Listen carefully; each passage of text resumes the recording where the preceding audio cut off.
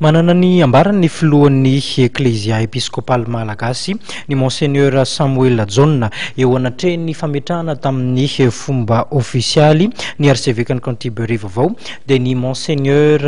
Justin Wilby izany ho azy ary dia zava-dehibe tokoa ny fahazahoana arseveka vaovao ny Canterbury. Zava-dehibe ho an'ny fiangonana anglikanina ny fahazahoana arseveka vaovao ny Canterbury hoy ny lehiben'ny Eglizy Episcopale Malagasy Monseigneur Samuel John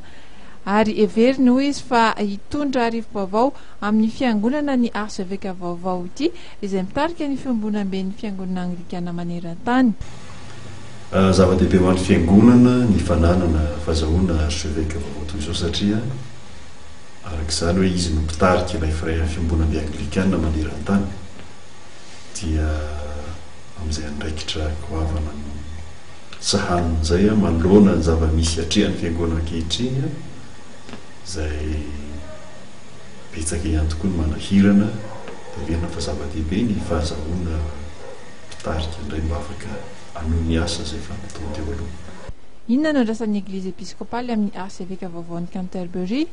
Ny andrasana ao anatin'ilay izy dia satria ny fiangonana mahafiambonambe azy dia misy foana ny fandraisana na misehatra mivelatra indrindra moa eo ihany koa ny inona fa fandraika aty amin'ny zava-misy any antsika te Madagasikara atao anatin'ny province ranomasimbe indiana izay tsara zavaina amintsika ihany fa i Madagasikara zany mitambatra ao anatin'izay province ecclésiastique ny ranomasimbe indiana zay izay tarihana arseveka ihany koa ka dia ny antenaina amin'izany hoe dia alohan'ny hitondra arivo vaovao ny fiangonana tokoa ny amin'ny lafiny rehetra satria ny fiangonana moa arak'izany dia tsy mijiry ny eo ambany tafitrano fotsiny ihany koa fa miaina ny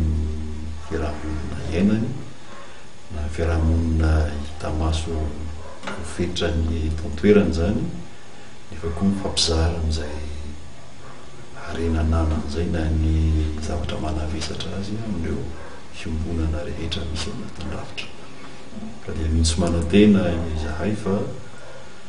isy fiatraikany ety amin'ny fiainan'ny fiangonana izay fanavaozana izay. Mahatratra 10 alina amin'izao fotoana izao ny isan'ny mpino anglikana eto Madagasikara any 7 aprily ho avy izao no tanterahana ny fankalazana ny faha-efapolo taona nisian'ny province ecclésiastique eto amin'ny ranomasimbe indiana. Mandritra io izao tanterahana eto Madagasikara no antanterahana ihany koa ny fitaovam-pivavahana fisaorana iraisam-pinoana anglikana eto amin'ny faritra oseana indiana ihany tamin'ny nahazoana ny arsevekan'ny Canterbury vaovao izao.